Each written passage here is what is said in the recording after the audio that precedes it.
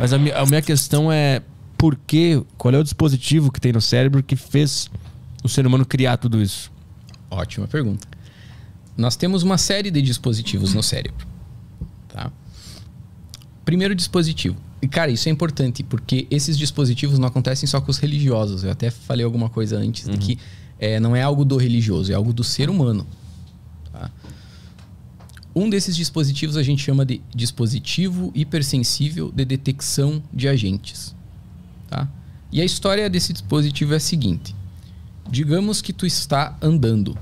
Tu está, tipo assim, 10 mil anos antes de Cristo, tá?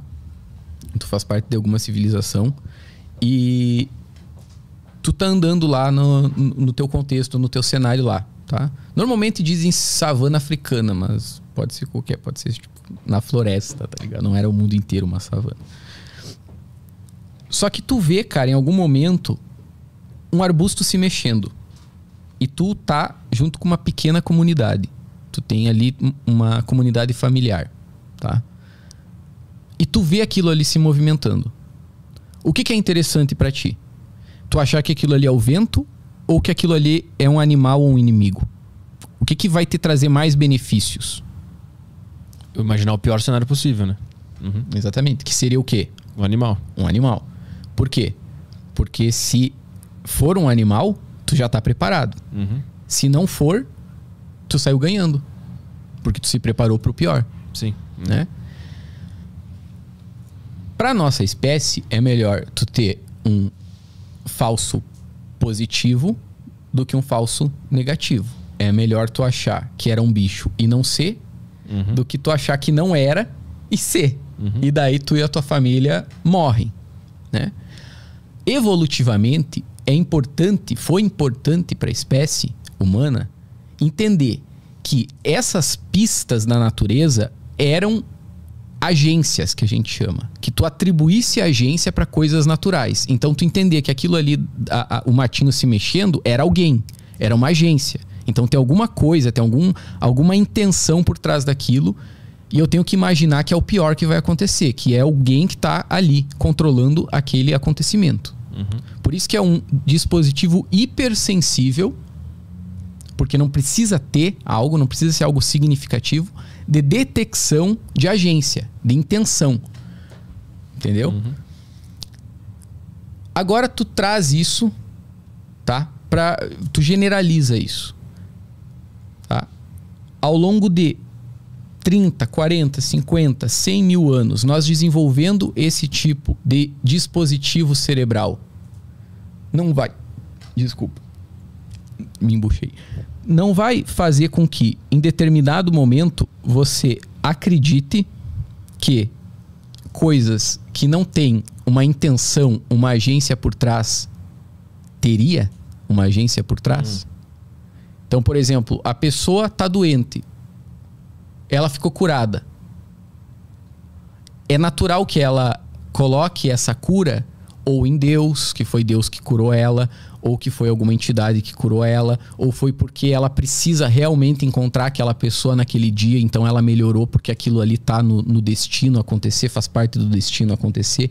Então, isso tem uma consequência contemporânea, que é isso que nós estamos tendo hoje, de atribuir coisas que são opacas, que não têm um significado, para como se tivesse um significado sobrenatural, em Deus ou em alguma entidade. Entendeu? Então esse é um dos dispositivos. Então isso é uma forma de instinto de sobrevivência muito afinado e em contato com o nosso contemporâneo hoje, com linguagem, influências e tal. Isso. Mas assim, aí se resume a religião, então eu dei um jeito de explicar algo que eu não sei explicar. No fim é isso? Não. A criação da religião? Não, tem muitos modos da gente ver. E o que tem muitos outros, muitos outros mecanismos também. Por exemplo, você tem o mecanismo de teleologia. Que é você perceber, você dotar as coisas de uma finalidade. Tá? Então, por exemplo, você tem uma... Não é teologia, é teleologia. Você tem alguma coisa naquele meio. Você tem algum objeto naquele meio. O ser humano, ele tem uma tendência a atribuir uma causa para as coisas. Tá? Então, aquilo que aconteceu tem que ter uma causa. Se aquela pessoa me ligou, é porque tem uma causa. Se eu sonhei com uma pessoa, é porque eu vou ter que entrar em contato com essa pessoa porque alguma coisa boa ou ruim vai acontecer. Então a gente atribui causa para as coisas. O nosso cérebro, ele tem que ter uma causalidade por trás das coisas que acontecem para ele ter conforto. Tá? Outra coisa é o que a gente chama de pareidolia. Isso tudo, cara, são dispositivos que estão no cérebro. Eles não existem por causa da religião ou para a religião. O que aconteceu é uma mistura de acaso e de descoberta que acabou gerando isso. Como, por exemplo, os vícios. Os vícios em certas substâncias da natureza. Entendeu? Não era pro ser humano ter esse comportamento. Por que ele tem? Porque em algum momento houve essa junção entre descoberta e acaso que fez com que o ser humano descobrisse, encontrasse essas substâncias e acabasse viciado. Entendeu? Tendo essa tendência a buscar estados alterados de consciência por causa de psicotrópicos, de ervas, enfim. A mesma coisa com a religião. A religião, ela nasce a partir de uma combinação de todos esses mecanismos. Então, tu pega um cérebro, um organismo, que tem uma tendência a encontrar causa em tudo, em que ele vê faces humanas, que é a pareidolia, em tudo. Então, nós temos uma predisposição a ver face nas coisas. A gente vê face no pão, na porta, na rachadura do chão, no carro, em tudo, tá ligado? Isso se chama pareidolia. Então, tu pega essa tendência à pareidolia, tu pega a tendência à superimitação, que é uma coisa que tem uma pesquisadora chamada Raquel Jones. Eu esqueço de dar os nomes, porque às vezes as pessoas pedem e eu acabo esquecendo. Mas tem uma pesquisadora que ela fala que a superimitação ela também está por trás da religiosidade, porque o ser humano que superimita, ele tem uma probabilidade maior de conseguir sobreviver. Mas o que é superimitação? Superimitação é assim, tu não está imitando porque tu está aprendendo aquilo culturalmente. Tu está aprendendo, tu tem uma predisposição a imitar, a copiar comportamentos com base na observação, mas aquilo dali é uma tendência natural tua. E todo ser humano tem isso? Todo ser humano tem isso. Tá, entendi. Entendeu? Então, por exemplo, tu tem os macaquinhos prego lá. Tá? Tu tem os macaquinhos. Os macaquinhos, eles têm uma tradição. Tem um pesquisador da USP chamado Eduardo Ottoni que ele estuda isso. Tá? A tradição dos macaquinhos prego, por exemplo, em quebrar coisas para comer. Tá? Então, eles usam diferentes ferramentas para quebrar aquilo ali para conseguir comer. E eles variam as tradições entre eles, as ferramentas que eles usam. E os mais novinhos vão aprendendo com os mais velhos. E os mais velhos incentivam os macaquinhos mais novos a quebrar do jeito certo. Eles não punem os mais novos por não conseguir quebrar, eles incentivam os mais novos. Então, isso é uma imitação. Os mais novos vão tentando imitar os mais velhos para conseguir fazer aquilo do modo mais correto. Só que eles precisam fazer. O ser humano não precisa fazer.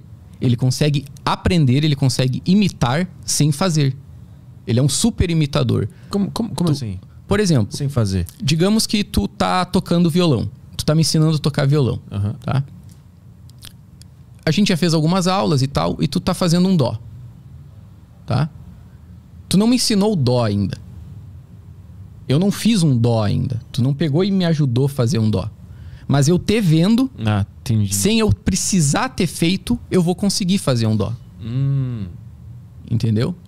Então nós temos, digamos assim, uma tendência muito maior do que outros animais de imitar. Então eu consigo imaginar e a partir da imaginação aplicar.